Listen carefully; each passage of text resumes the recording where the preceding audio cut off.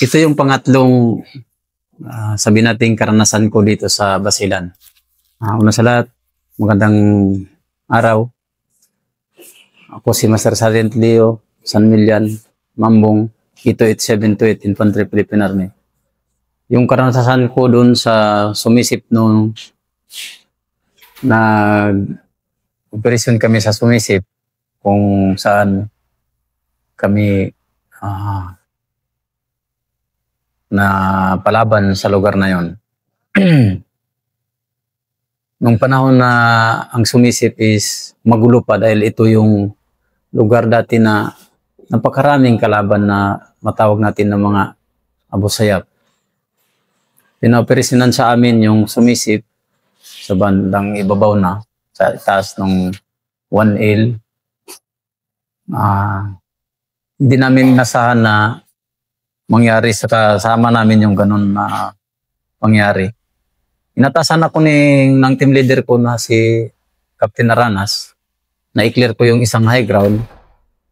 Kasi nung gabi na doon kami nag-harboring, na-clear namin yun. Dahil kami talaga ang napakatasan lagi na mag-clear sa lugar dahil kami yung sniper team noon. Ako yung team sergeant. Nung i-clear namin yung kabilang high ground, nung kinamagahan, kasi nung gabi na nag-duty ako nung gabi, may nakita ako doon, sinabi ko sa kay team leader ko na bakit may ilaw doon sa kabila na wala naman sundalo doon.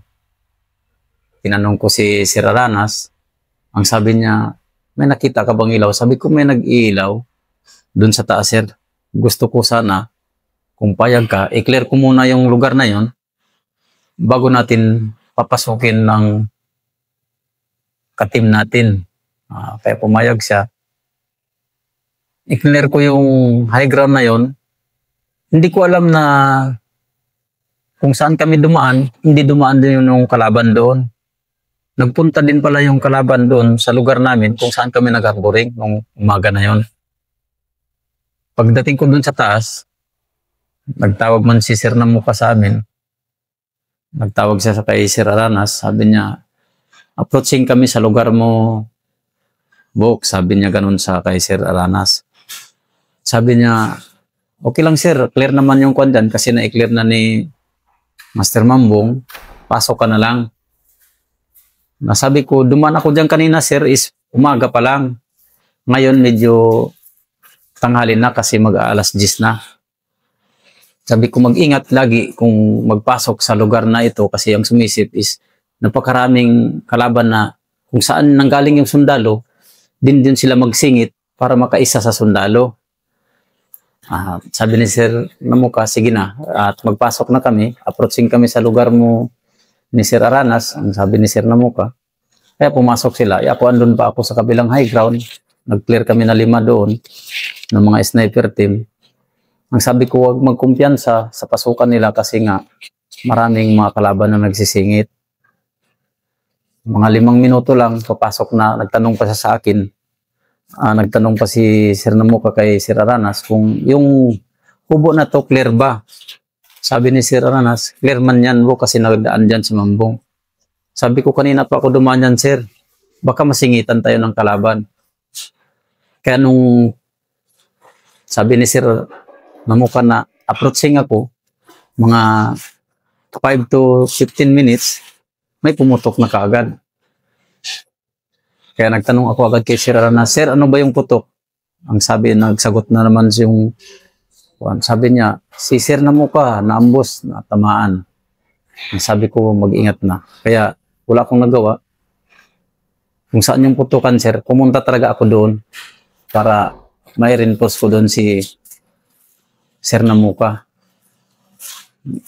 Nung mga nakarating siguro ako, sir, mga 30 minutes, pagdating ko doon, si Sir Namuka, may tama na yung mga kasama namin, may patay na ganun. Bakit Master? Bakit? Medyo, kung na-clear ko yung lugar na yun, sir, mga 6:30 o 7 ng umaga, sir. Inakyat ko yung high ground kasi may nakita ako na ilaw doon nung gabi. Pag akyat ko doon, na-clear ko nga, wala nang mga tao doon, sir. Yun pala, sir, yung kalaban, bumaba dito sa kabila, kami dito dumaan sa kanan, sa kaliwa sila bumaba. Pagbaba nila, punta din sila, kung saan kami nag-harboring, sir, pupunta din sila doon, para mag-harboring sana doon. Iandun yung tropa namin, sir. Ngayon, papasok ito si Sir Namuka, kaya nagkasalubong sila, sir. Hindi napansin ni Sir Namuka, ng lead scout niya, sir, na nagpasok pala kumbaga sumingit lang yung kalaban, sir. Nabira ngayon, sir. Ang swerte doon ni Sir Namuka naman, nakabis siya, sir. Nakabis man yung mga tropa, sir, pero yung tama kasi ni Lit Mortal niya, dati, sir, nasa ulo, sir. Kasi kitri man siya, sir. Bigat ng ganun, no? Talagang. Kaya nung pagdating ko doon sa area, pinaibak na agad. I-clear namin yung lugar. Sinabihan ko pa si Sir Namuka. Sabi ko, sir, sige lang. Bukas magkita pa rin kami niyan. Ganti pa rin kita. Nung naglakad na kami, sir, mga ilang araw na. Ang sabi ang info ng taga-dos natin, sir, yung kalaban na naka-enkwentro kay Sir Namuka, andun lang, sir, sa may avocado. Yung hill ng avocado, sir. Kasi yung hill na yun, sir, may avocado yun, sir. Puno ng avocado.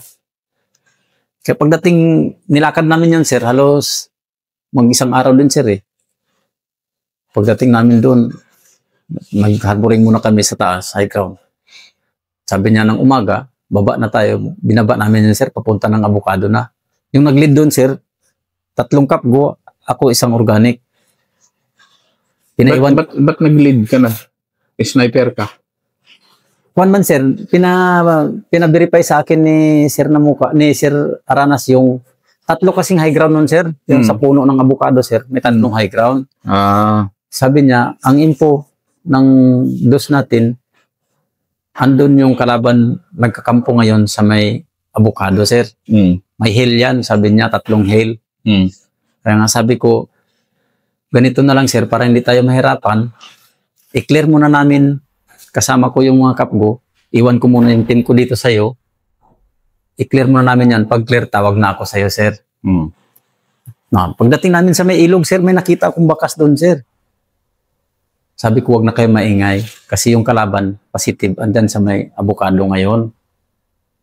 Kasi nga ito, saan sila nag-igib ng tubig, saan sila nagkukuha ng tubig, ito yung bakas nila ngayon. Nasabi man ang advice ni Sir Aranas sa akin, pwede mauna ka doon, 4 kayo. Kung clear, tawag ka sa amin, pasok kami. Hindi, clear ko muna yun, sir. Yung 3 high ground yun, sir, eh. Na-clear ko. Wala man akong nakita, sir. Yung pala, sir, yung kalaban, nakatulog din. Dahil sa pagod din nila. Yung mga gwardiya, sir, nakatulog. Ako, sir, 4 kami, siyempre. Sabi ko, para hindi tayo mahirapan, 2 din dito sa kabilang daan, sir. Pero nakita nyo nakatulog? Inupihan namin, sir. Wala, sir, eh. Hindi, paano nyo alam na tulog? Nakatulog, sir, kasi nga nakapasok kami mismo sa kampo nila, sir. Nalaman nyo na lang natulog na nung ginagapang nyo, hindi nyo pa alam na tulog. Hindi kami naggapang, sir. Naglalakad kami, sabi ko mag-ingat kasi 3 high ground yan. I-clear mo itong high ground dito sa kabila, sa kaliwa, ako dito sa kanan, na-clear na, sir. Sabi ko, isang high ground na lang. Yung puno ng avocado, pagdating natin dyan, hiwalay tayo, tapos i-clear na natin. Naghiwalay kami, sir. Andun pala sa may daan mismo, sir. Kung saan yung daan? Doon pala nakahiga yung 2 kalaban, sir. Oh, malayo na itong, sir, itong pintuan na to. 10 meters. Wala pang 10 meters. Oh, wala, sir. Pagtingin, kalaban, sabi ko, may kalaban. Binira namin na yun, sir, nauna na yung kapgo. May enkwentro na doon, sir. Kaya hindi na kami nakatawag doon kay sir. Mabilis din yung mga kapgo nyo, ha? Alerto rin, ha? Oh, sir, sabi ko, abang nag-clear tayo, release na kagad yung safety. Kung makakita tayo ng tao dyan, kalaban na yan. Kasi nga, ang info ng taga-dos talaga namin, sir, ang kalaban is dun sa avocado. Kasi high ground yun, sir. Pati yung high ground na, yung puno ng doon, sir, na high ground, nakatulong din doon yung gwardiya nila na mag-upi doon para sa amin. Kasi nakuha ko pa doon, sir, yung bag niya at saka yung mga chinilas, mga gamit niya naiwan, sir. Nabaril ko pa yan, sir. Doon ko nga makita, kwento ko nga kay Sir Ranas kung paano tamaan yung isang tao, sir, ng M14. Sige nga. Kasi pag magtama, sir, parang matilapon ba siya ba? Lakas talaga ng Oo, M14. malakas, sir. Sige nga, kwentong tama ng baril. Iba talaga sa M14, no? Iba, sir, iba. Kasi nakatago siya sa guma na rubber, sir, na sabi natin malaki. Tagusin talaga siya ng M14, sir. Makita ko talaga sa... Ang M14, yung bata na rubber tree, kaya na M14. Tagusin, sir? Yung bata na rubber tree, pero yung medyo malaki-laki. Siguro, sir, kung malaki na, hindi na siguro. Hindi na, pero yung kasi laki lang ng katawan natin, sir. Kayang-kaya pa ni M14? Kaya, sir. Tagusin niya yan, sir. Malambot pala si rubber tree, no? Makita so, ko. Ano naman yun? Sige, kwento mo nga yung parang, yan yung una mong sniper kill pagka-graduate mo. Ibangan natin si Blas Alcel. Tagal na yun, sir. Marami na.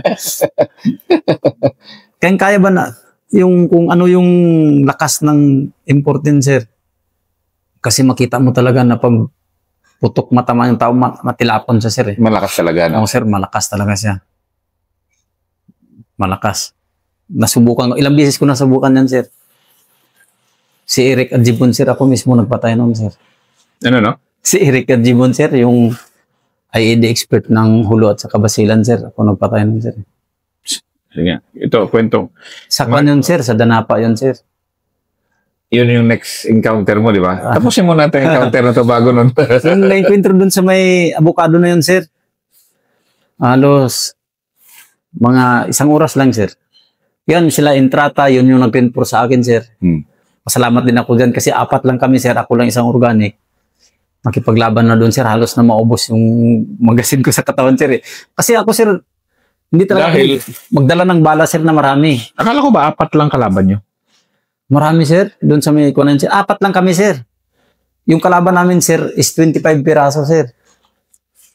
Dali 4 lang kayo, dalawa-dalawa, tulog. Tapos, pag akyat nyo sa abukado, yun na.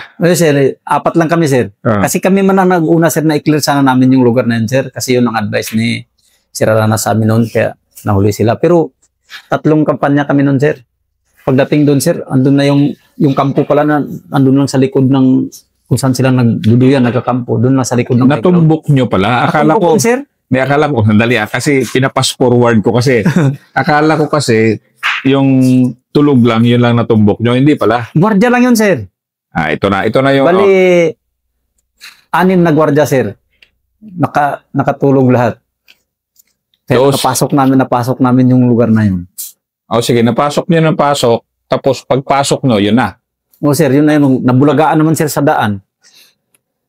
Kaya nga sabi pa ng kapgo sa akin, mas mabilis daw ako magtakbo, sir, kaysa bala kasi hinahabol daw ako ng bala ba.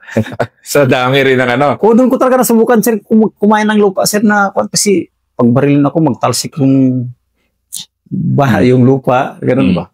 Sabi ko na, ganito pala yung gira. Pero marami naman na karanasan ko, sir, sa gira na barilan na ganun.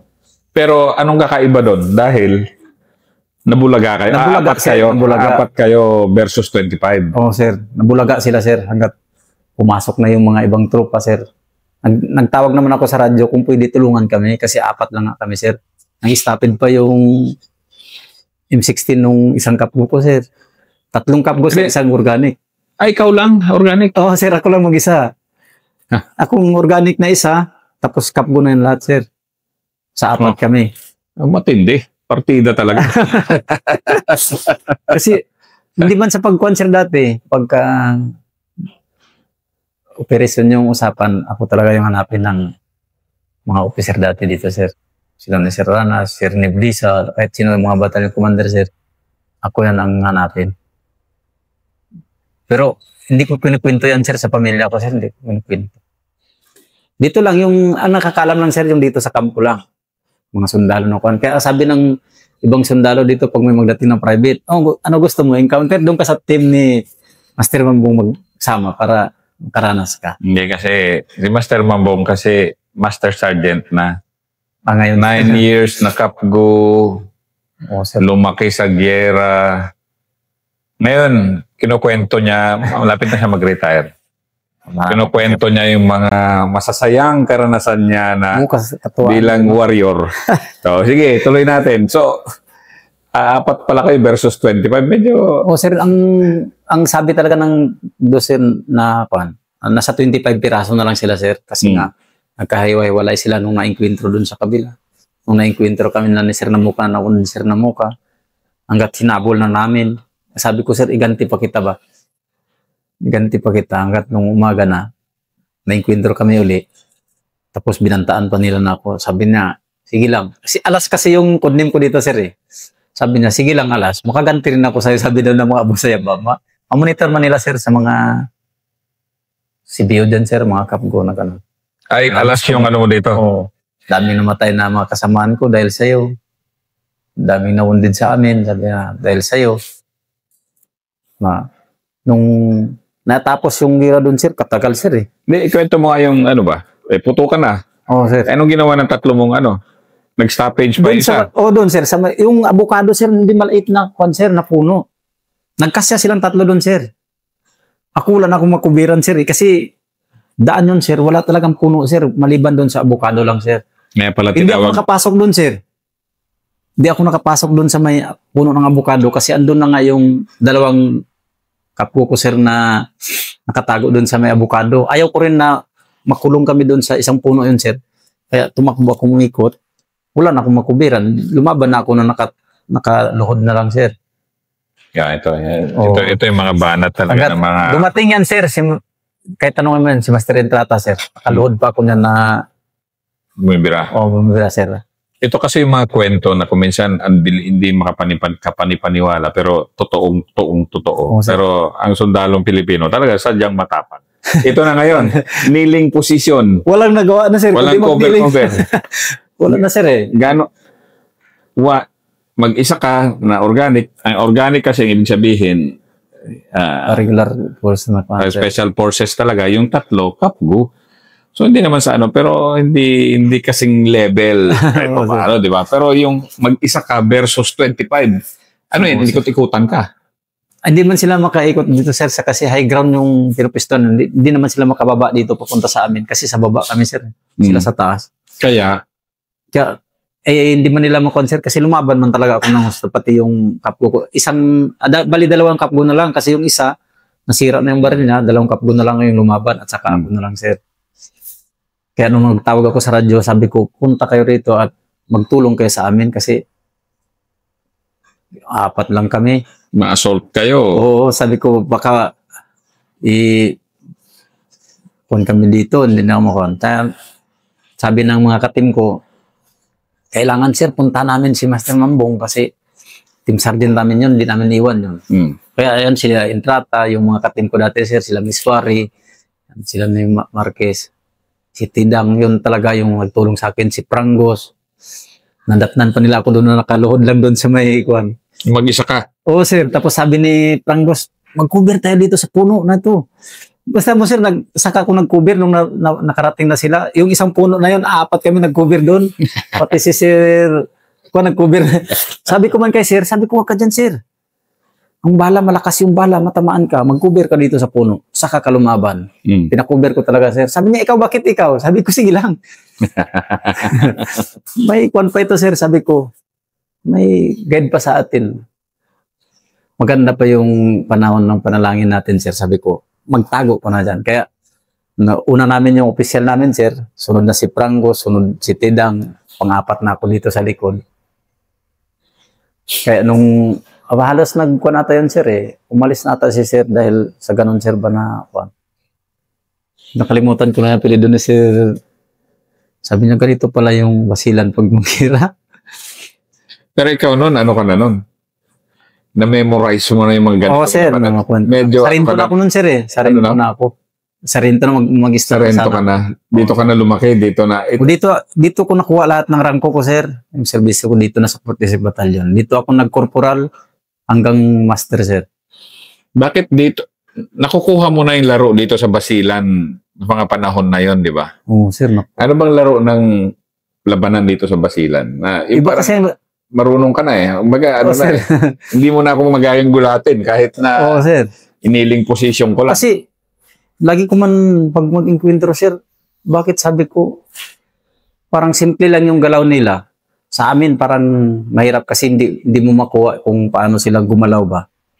Iniisip ko ngayon, sabi ko, kabisado kasi nilang lugar, kaya nahirapan ako. Pero, obserbaran natin kung paano sila makipaglaban. Hindi naman sila, sabi nilang, matapang talaga sila, sir, na lulusob talaga sila. Lulusob sila, sir, kung sobrang dami nila. Kasi pero ba't di ka nila nilulusob ng dihado? Dihado sila pag lusubin ka. Di ba? Oo, sir. Kasi yung pag makita ko man sila, sir, kahit na malayo, matakuan din sila, sir, pagka matamaan kasi sila. May natamaan ka ba? Ako, sir? Oo.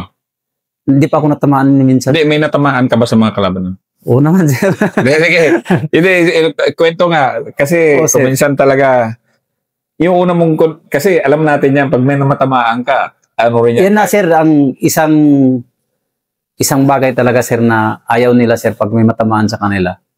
Pero kung hindi mo sila matamaan, sir, lusubin at papasukin ka talaga nila, sir. Pero kung may matamaan ka, sir, pera sila magpasok sila, sir, na dikitan ka. Napansin mo Kasi, talaga na may... sir. Paano mo alam na may natamaan ka? Kasi matapon yan, sir. Isa, di Oo, ba? sir, matilapon yan, sir. Tapos, meron pa ba? Oo, sir, meron pa na yung magsigaw sila na, Allah Akbar, tulungan natin yung... Hilain man nila yan, sir. Oo nga, hilain talaga. Hindi talaga nila pwede iwan yan, sir. So, kasi, alam mo, kung dalawa sila, sir, ang isa niyan, sir, may baril, ang isa wala. Matamaan, yun talaga mapansin ko sa kanila, sir. Kaya nga, sabi ni Sir, Sir Capinya, sir. Sabi niya, ngayon pa lang ako nakakita ng Abu Sayyaf, Bong. Sabi niya, pabaril mo naman. Kasi yung nakuha ko dati, sir, sabi ko, patay naman na yan, sir, huwag mo nang barilin. Ngayon pa lang ako nakakita ng Abu Sayyaf, Bong. Sabi niya. Sino si? Sir Capinya, sir. Kasi close namin siya, sir. Close ko yan, sir. Close nila ako yan, sir. Talaga nila kung ano yung... Ilan tinamaan mo doon? Positive mo? 7, sir. 7? Oo, sir. Lupit naman. Tanong mo, sir, Sir Capinya. Sir, tapos naman sila, sir. Dami, sir, lahat ng mga officer na dumaan dito. Sir Bacala, sir. Nakapito ka doon? Oo, sir. Sa may Dinapa, sir. Hindi pa to. Sa sir? Sa Abukado pa to. Sa Abukado, sir. Halos, ang tamaan ko dyan, sir, 5. 5 katao, sir. Mamaya pa yung Dinapa, ibang episode yun. Ito muna, ano to. Pero sa may Kia ka rito. Abukado, sir, ang sinabi ko doon kay Sir Aranas, yung 5, kung makuha natin sana yon. Pero confirm mo yan. Confirm na tinamaan mo. Kasi makita ko, sir, matilapon yun, sir. Kahit makakover siya, sir, sa guma, barilin ko nga siya. Tingnan namin doon, may mga dugo pa na gano'n. Para ka magkwento, parang si classmate. Alsiyaw mo rin eh. Tuwag ka si Sir Aranas sa akin dati, sir. Grabing pan na sir. Kaya pag may operasyon yan, sir, dumating mga bagong officer dito, sir. Sabi nila, Bong, ito yung team leader mo, ingatan mo ito kasi mga bagong officer. Oo, sir, sabi ko. Walang kwan yan, sir, hindi ko pabayaan yung mga yan. Nakalipat sila, sir, kapitan na. Walang nangyari sa kanila. Kasi anong itinuturo mo? Ito naman, kwentong, paano mo inaalalayan, ganda na, inaalalayan yung mga bagong opisyal dito? Kinakausap ko man sila, sir, ano ba? May operation, sir. Sabi ko, ito, sir, ang operation kasi dito, sir, ang labanan dito, sir, iba. Sabi ko, mauso dito yung bayanihan service, sir, na kwan.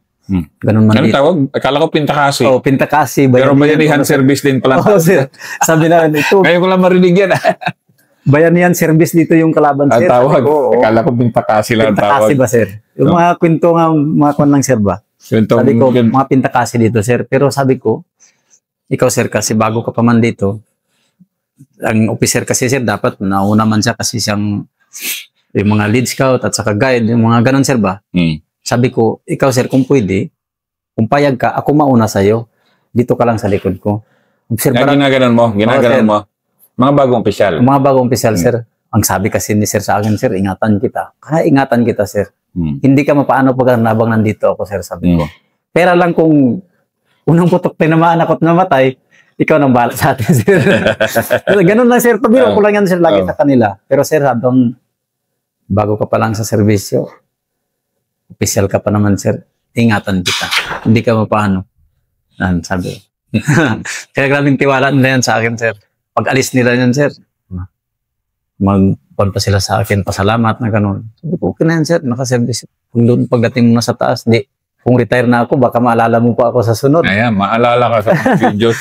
Mga videos mo ito, Master, lalo na pa-retire ka na. Yung ganito kasi na, kaya ako tinatanong kasi yung paano niya inaalalayan yung officer. Kasi sa mga units kasi, especially sa elite units, yung senior NCOs na matitibay talaga yung mentor ng mga officers. Lalo na yung mga batang tenyente na. Oh.